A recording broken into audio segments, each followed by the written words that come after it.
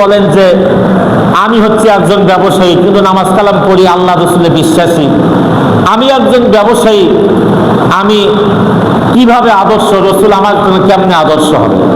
আচ্ছা বলেন দেখি, রসুল ব্যবসায়ী ছিল কিনা? কথা বলেন, ব্যবসায়ী ছিল কিনা? তিনি একজন সফল ব্যবসায়ী ছিলেন। আম্মা জান খাদিজাতুল কুবরা রাদিয়াল্লাহু তাআলা আনহা 40 বছর বয়স, আর নবীজির বয়স হচ্ছে 25 বছর। 25 বছর বয়সের একজন যুবকের সঙ্গে 40 বছর বয়সের একজন মহিলার বিবাহ হয়েছে। সংসার জীবনে আম্মা জান খাদিজাতুল কুবরা রাদিয়াল্লাহু তাআলা আনহা তিনি একজন ব্যবসায়ী ছিলেন। আল্লাহ রাসূল তেনার বাড়ির একজন কর্মচারী ছিলেন। এরপরেই বিশ্ব নবীর সঙ্গে যখন বিয়ে শাদী হবে, এমনিতে বিয়ে শাদী হয় নাই, আম্মা জান খাদিজাতুল কুবরা রাদিয়াল্লাহু তাআলা আনহা বিয়ার আগেই লক্ষ্য করেছেন এই লোকটা হচ্ছে সত্যবাদী, লোকটা হচ্ছে আমানতদার। ইতিপূর্বে আমার ব্যবসায় তেমন লাভ হয়নি, ক্ষতির সম্মুখীন হয়েছিলাম। যেদিন থেকে মুহাম্মদুর রাসূলুল্লাহ সাল্লাল্লাহু আলাইহি ওয়াসাল্লাম 25 বছরের যুবক আমার বাড়িতে কর্মচারী হিসেবে আসলেন, সেদিন থেকে আমার ব্যবসায় লাভ হওয়া শুরু হলো। বলেন সুবহানাল্লাহ। তাহলে কি রাসূল একজন সফল ব্যবসায়ী ছিলেন কি ছিলেন না? সফল ব্যবসায়ী ছিলেন।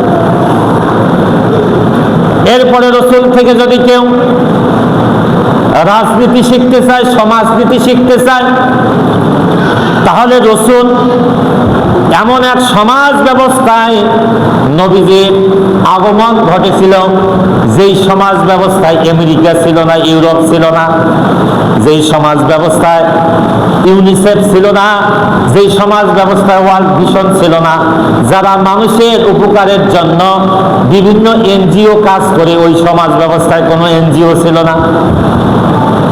তাহলে যেই সমাজ ব্যবস্থায় কোনো এনজিও ছিল না, এখন তো অনেক এনজিও আছে কি নাই?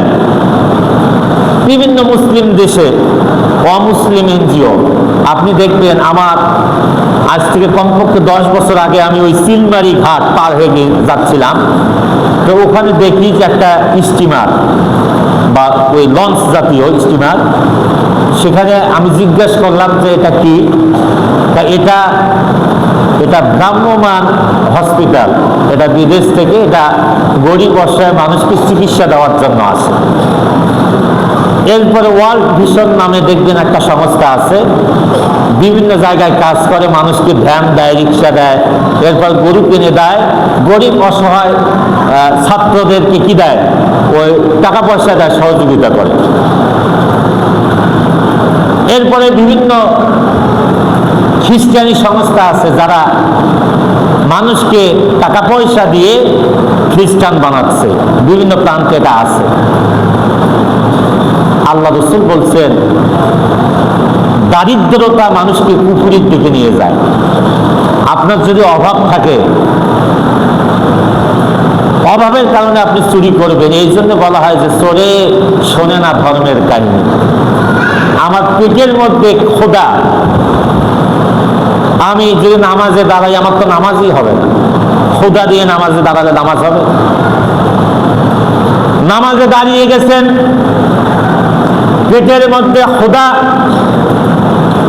নিজের সন্তানের ফর্ম ফিল আপ করার টাকা নাই, স্ত্রীর চিকিৎসা করার টাকা নাই, বাবা মায়ের চিকিৎসা করার টাকা নাই, এক পেট খোদা এবং হাজারো চিন্তা নিয়ে যদি আপনি নামাজে দাঁড়ান, বলেন দেখি নামাজে আপনার বাড়ির চিন্তা আসবে কি আসবে না? এই জন্য আল্লাহ রাব্বুল আলামিন যেখানেই বলেছেন আকিমুস সালাহ ওয়া আতুজ যাকাত, নামাজ হতেই পারে না যাকাত ছাড়া। যেখানেই নামাজের কথা বলেছেন আল্লাহ তাআলা, ঠিক ওই জায়গায় যাকাতের কথা বলেছেন। কারণ মুমিনের নামাজ হতেই পারে না যদি অভাব থাকে। কথা বলেন ঠিক কিনা? আর যাকাত দিয়েছে আল্লাহ তাআলা দারিদ্রতা বিমোচনের জন্য। সমাজে কোনো অভাবী লোক থাকবে না। যখন সমাজে কোনো অভাবী লোক থাকবে না, তখনই বান্দার নামাজ আল্লাহর নামাজ হয়ে যাবে। কথা বলেন ঠিক কিনা? কিন্তু বান্দা নামাজ পড়ে যাকাত দেয় না।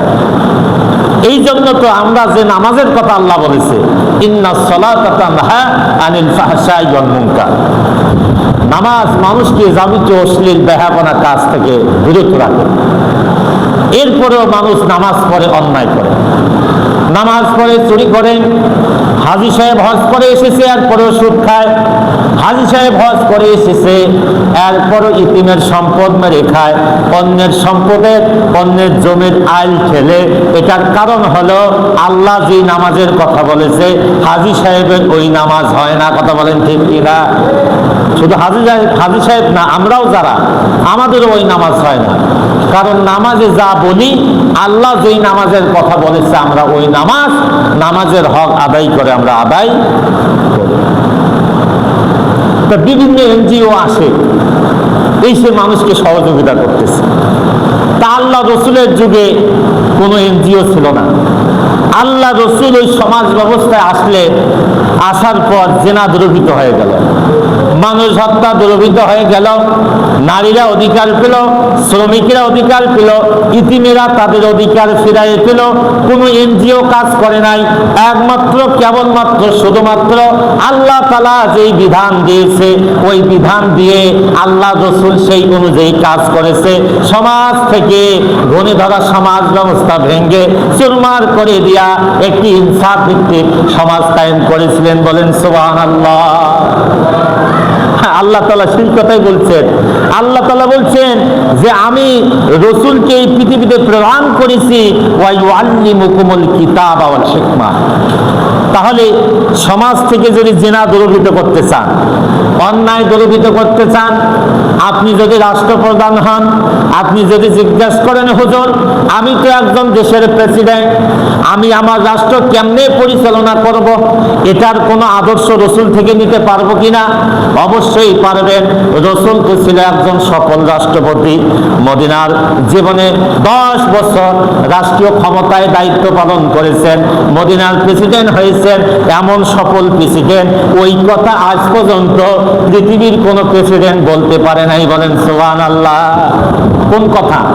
যেই দিন নবীজি মদিনার প্রেসিডেন্টের দায়িত্ব গ্রহণ করেছে, ওই দিন নবীজি বলেছেন আজ থেকে মদিনার সমস্ত অভাবী লোকের অভাব পূরণ করার দায়িত্ব আমি নবী মুহাম্মদ রাসূলুল্লাহ সাল্লাল্লাহু আলাইহি ওয়াসাল্লামের। আর সমস্ত ঋণগ্রস্ত ব্যক্তির ঋণের বোঝা আমি মুহাম্মদ রাসূলুল্লাহ সাল্লাল্লাহু আলাইহি ওয়াসাল্লাম আমার কাঁধের মধ্যে নিয়ে নিলাম। তাহলে একটা দেশের প্রেসিডেন্ট ক্ষমতা গ্রহণ করার পর যদি এই কথা বলতে পারে, তাহলে তিনি সফল প্রেসিডেন্ট কিনা? কথা বলেন। আর আমাদের এই পৃথিবীর প্রেসিডেন্টরা এই কথা বলতে পারে না। মানুষের জন্য ন্যায় ইনসাফ ভিত্তিক সমাজ প্রতিষ্ঠার জন্য কোনো পদক্ষেপ গ্রহণ করতে পারে না। এটা পারে না, এই কারণে আমরা রাসূলকে আদর্শ হিসেবে গ্রহণ করতে পারি না। তাহলে রাসূলকে যদি আদর্শ হিসেবে আমরা গ্রহণ করতাম, রাসূলের পরিবার নীতি কেমন ছিল, পরিবারে কেমনে তিনি ন্যায় ইনসাফ প্রতিষ্ঠা করেছিলেন। আল্লাহ রাসূলের কিন্তু একাধিক স্ত্রী ছিল, এরপরও বিশ্ব নবী জনাবে মুহাম্মদ রাসূলুল্লাহ সাল্লাল্লাহু আলাইহি ওয়াসাল্লাম এমন কৌশল শিক্ষা দিয়েছেন, তার কাছ থেকে আমাদেরকে শিখতে হবে। তিনি এক স্ত্রীর ঘরে ঢুকলেন, ঢোকার পরে সেই স্ত্রী হাতের মধ্যে কিছু খেজুর দিয়ে বের হয়ে আসলেন। এরপর বললেন তোমাকে যে আমি খেজুর দিলাম, এই কথা যেন আর কোন স্ত্রী জানে না, বলেন সুবহানাল্লাহ। আর এক স্ত্রীর কাছে গেলেন, সেখানে ঠিক একই কাজ করলেন। এমনি করে প্রত্যেক স্ত্রীর কাছে গেলেন। প্রত্যেক স্ত্রী মনে মনে চিন্তা করলো, রাসূল মনে হয় আমাকে সবচেয়ে বেশি ভালোবাসে, কারণ আমাকে যেটা দিয়েছে অন্যকে বলতে নিষেধ করেছে, তার মানে আমাকে বেশি দিয়েছে, অন্যকে কম দেবে। অন্য স্ত্রীর ঘরে গিয়ে ঠিক একই কাজ করলেন, তোমাকে যা দিলাম এটা কাউকে বলবা না। এমনি করে প্রত্যেক স্ত্রী আল্লাহ রাসূলের উপরে সন্তুষ্ট ছিলেন কি ছিলেন না? অথচ ইনসাফ প্রতিষ্ঠা করেছেন, সবাইকে সমান দিয়েছেন, কিন্তু বলছেন যে তোমাকে যা দিলাম এটা কাউকে বলবা না। এই যে কৌশল, হিকমা উম্মতের জন্য। আপনি সমাজের, আপনি রাষ্ট্রের, আপনি পরিবারের, আপনি কোন জায়গায়, যেই জায়গায় নেতৃত্ব দেন না কেন, প্রত্যেক জায়গায় যদি আপনি বলেন আমি রাসূল থেকে আদর্শ গ্রহণ করব, সেখান থেকে আপনি নিতে পারবেন। এরপরে রাসূল থেকে যদি আপনি যুদ্ধ নীতি নিতে চান, কেমনে করে এক দেশ থেকে আর এক দেশের সঙ্গে পররাষ্ট্র নীতি আমাদের চলবে, আল্লাহ রাসূল সাল্লাল্লাহু আলাইহি ওয়াসাল্লাম এমন সুন্দর পররাষ্ট্র নীতি দেখাই দিয়ে গিয়েছেন এবং চিঠির মাধ্যমে এক দেশ থেকে আর এক দেশে চিঠি পাঠাইছেন এবং ইসলামের দাওয়াত দিয়েছিলেন, বলেন সুবহানাল্লাহ। রাসূল থেকে আমাদের আদর্শ গ্রহণ করতে হবে। এরপর আল্লাহ তাআলা বলছেন, আমি রাসূলকে এই পৃথিবীতে প্রেরণ করেছি, ওয়ামা আরসালনাকা ইল্লা রাহমাতাল লিল আলামিন। রাসূলকে এই পৃথিবীবাসীর জন্য আল্লাহ তাআলা রহমত হিসেবে প্রেরণ করেছিলেন, বলেন সুবহানাল্লাহ। আল্লাহ তাআলা বলছেন, রাসূলকে প্রেরণ করলাম, তিনি তেলাওয়াত করে শোনাবে আমার আয়াত, এরপর তোমাদেরকে পবিত্র করবে। কি পবিত্র? অন্যায়, অবিচার, জুলুম, নির্যাতন, জেনা, ব্যভিচার, সুদ, ঘুষ, মদ, যাবতীয় অন্যায় থেকে তোমাদেরকে ফিরাই আনবে। এটাই হচ্ছে তোমাদেরকে আল্লাহ রাসূল পবিত্র করবেন। এরপর তোমাদেরকে জ্ঞান বিজ্ঞান শিক্ষা দিবেন, যেটা বিজ্ঞান, আধুনিক বিজ্ঞান প্রমাণ করতেছে এখন আর ১৫০০ বছর আগে বিশ্বনবী জনাবে মুহাম্মদুর রাসূলুল্লাহ সাল্লাল্লাহু আলাইহি ওয়াসাল্লাম আমাদেরকে সেই জিনিস শিক্ষা দিয়ে গিয়েছিলেন, বলেন সুবহানাল্লাহ।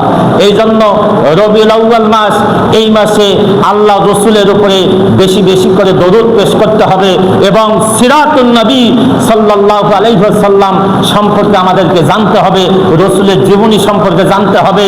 রাসূলের জীবনী থেকে আমাদেরকে শিক্ষা নিয়ে লাকাদ কানা লাকুম ফি রাসূলিল্লাহি উসওয়াতুন হাসানা, এই আদর্শে উজ্জীবিত হয়ে আপনাকে আমাকে রাসূলের আদর্শে আদর্শিত হয়ে আমাদেরকে কাজ করতে হবে। আল্লাহ রাব্বুল আলামিন আমাদেরকে সেই তৌফিক দান করুন। সকলে বলে আল্লাহুম্মা আমিন। যারা আমরা পড়ে এসেছি কাবলাল জুমার সুন্নত 4 রাকাত আদায় করি।